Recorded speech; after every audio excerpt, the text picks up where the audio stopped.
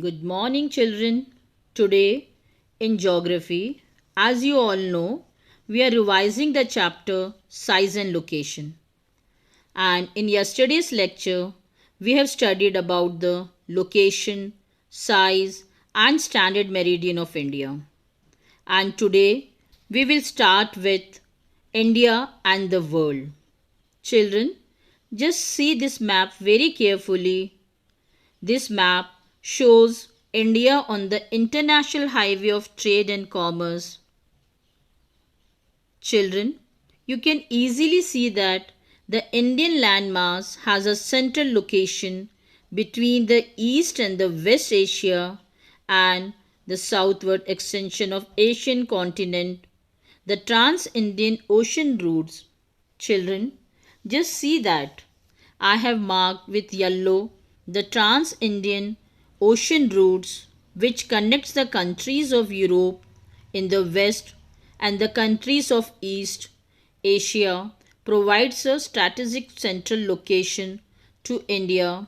Now see Deccan Peninsula, which I have marked with blue, and know that the peninsula protrudes into Indian Ocean and helping India to establish close contact with West Asia, Africa, Europe from the western coast and with the southeast in East Asia with the eastern coast.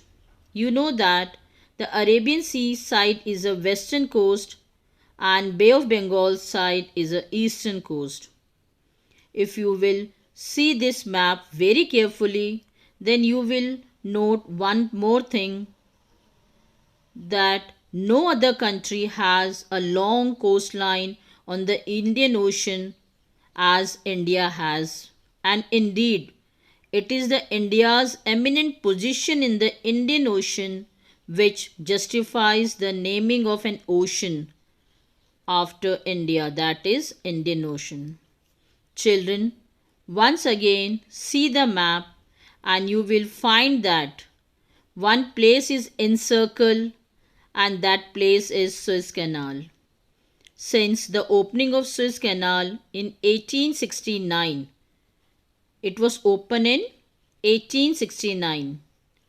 India's distance from Europe has been reduced by 7,000 kilometers. With this, one thing is very clear, children, that the strategic location on the head of Indian Ocean has helped India in the establishment of maritime contact with the outside world in the ancient and the medieval times. Now, children, I am once again repeating this. The Indian landmass is centrally located between West and East Asia.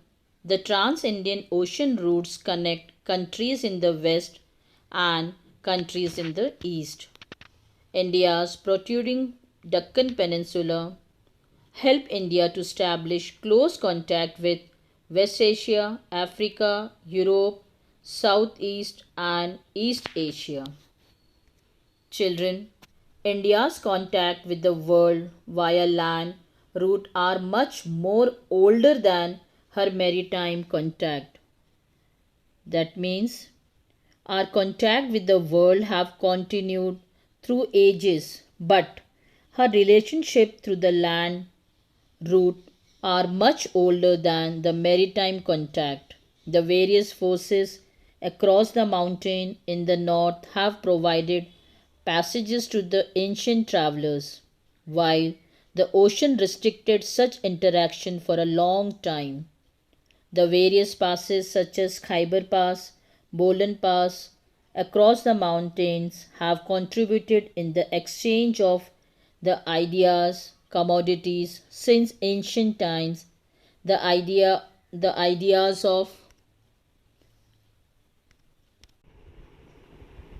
philosophers, Upanishad, Ramayana, Panchtantra, mathematics, Indian numerals and decimal system could reach many parts of the world through the land routes. The spices and the muslin cloth, along with other commodities, were taken from India to the other countries. The Greek sculptures, once again, the Greek sculptures and the architectural style of dome and minaret from West Asia can be seen in many parts of our country. Children, let's revise once again India and the world. India is located in the center of the world between East and the West Asia. The routes across the Indian Ocean, which connect the countries of Europe in the west and the countries of the East Asia, provides a strategic central location to India. The Deccan Peninsula helps India to establish close contact with West Asia, Africa, and Europe from the western coast, and with Southeast and East Asia from the eastern coast. The ocean, which is in the south of India, given name Indian Ocean, as no other country has a long coastline on Indian Ocean as India has. Now children, India's neighbor. India has an important position in South Asia and has 28 states and 8 union territories. India shares its boundary with Pakistan, Afghanistan, China, Nepal, Bangladesh, Myanmar, and Bhutan. Sri Lanka is separated from India by Pak Strait, a narrow strip of sea. India always have and had strong geographical and historical link with her neighbors. India stands apart from rest of Asia. Now children, just look at the map. India and the adjacent countries. I have marked the neighboring countries with the yellow shade.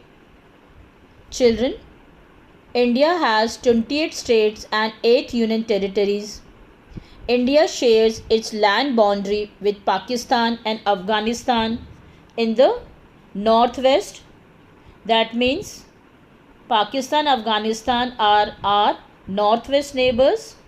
Nepal, China, Bhutan in the north. That means our neighbors in the north are Bhutan, Nepal and China.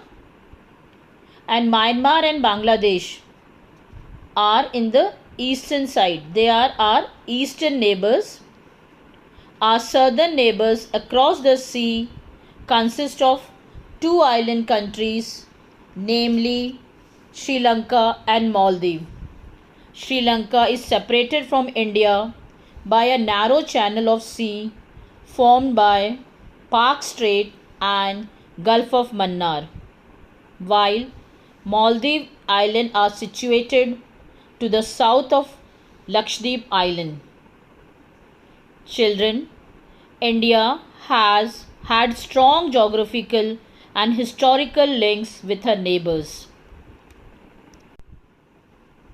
Now let's see, do you know from the chapter? First one, children, the southernmost point of the Indian Union is known as Indira Point, and children, this Indira Point got submerged during the tsunami in 2004. Second, after the opening of Suez Canal, it has reduced the distance between India and Europe around 7,000 kilometers. It has not only reduced the distance, but also it has saved the time and fuel. Third one, before 1947, that means before independence, there were 2 types of states in our country. One was provinces. Provinces were ruled directly by the British officials who were appointed by the Viceroy. And the second one was princely state.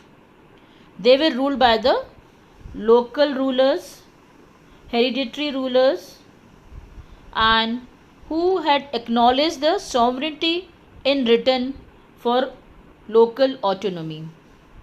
That's all for today. Thank you and have a nice day.